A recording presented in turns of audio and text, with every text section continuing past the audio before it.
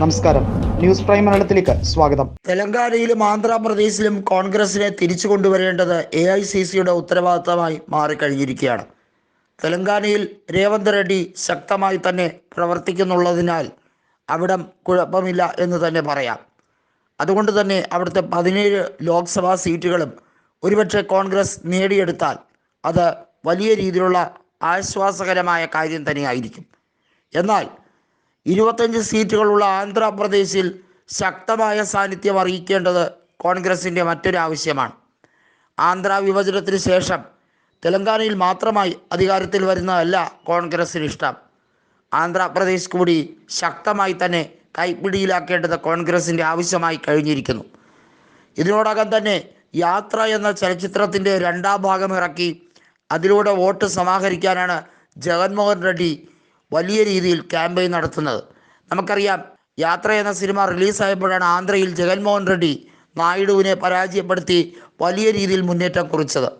എന്നാൽ ഇക്കുറി ആ സിനിമയോ അല്ലെങ്കിൽ YS രാജശേഖർ റെഡ്ഡിയുടെ പാരമ്പര്യമൊന്നും ഇക്കുറി അതിന് സഹായകമാകില്ല എന്ന് തന്നെയാണ് അണികൾ പറയുന്നത്. കാരണം ഒന്നാമത്തെ കാര്യം, ജഗൻമോഹൻ റെഡ്ഡിക്കെതിരെ ഭരണവിരുദ്ധത നിലനിൽക്കുന്നു എന്നതും സ്വന്തം കുടുംബത്തിലുള്ളവർ അതിശക്തമായി തന്നെ രൂക്ഷ ഭാഷയിൽ ജഗൻമോഹൻ റെഡ്ഡിയുടെ ഭരണത്തെ വിമർശിക്കുന്നു എന്നുള്ളതും എടുത്തു പറയേണ്ട കാര്യമാണ്.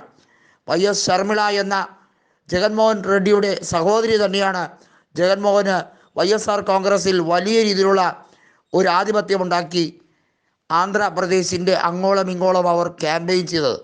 അതേ അവർ തന്നെ കോൺഗ്രസ്സിന് വേണ്ടി ക്യാമ്പയിൻ ചെയ്യുമ്പോൾ ജഗൻമോഹൻ റെഡ്ഡിക്ക് ചിന്തിക്കുന്നതിലും അപ്പുറമായിരിക്കും കാര്യങ്ങൾ.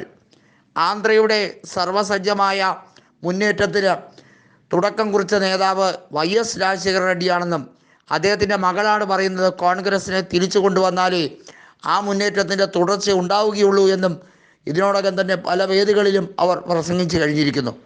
ജഗൻമോഹൻ റെഡ്ഡി കണക്കുകൾ കൊണ്ട് വെറും മായാജാലം തീർക്കാൻ മാത്രമാണ് ശ്രമിക്കുന്നതെന്നും അഴിമതിയുടെ ഓരോ കഥകൾ പുറത്തു വരുമ്പോൾ സഹോദരനാണ് തൻ്റെതെന്ന് പറയാൻ തന്നെ നാണക്കേടാണെന്നും ഇതിനോടകം തന്നെ ശർമിള പറയുമ്പോൾ ജഗൻമോഹൻ റെഡ്ഡിക്ക് ഇനി വലിയ രീതിയിലുള്ള ആപത്ത് വരാനിരിക്കുന്നു എന്ന് മാത്രമേ പറയാൻ കഴിയുകയുള്ളൂ.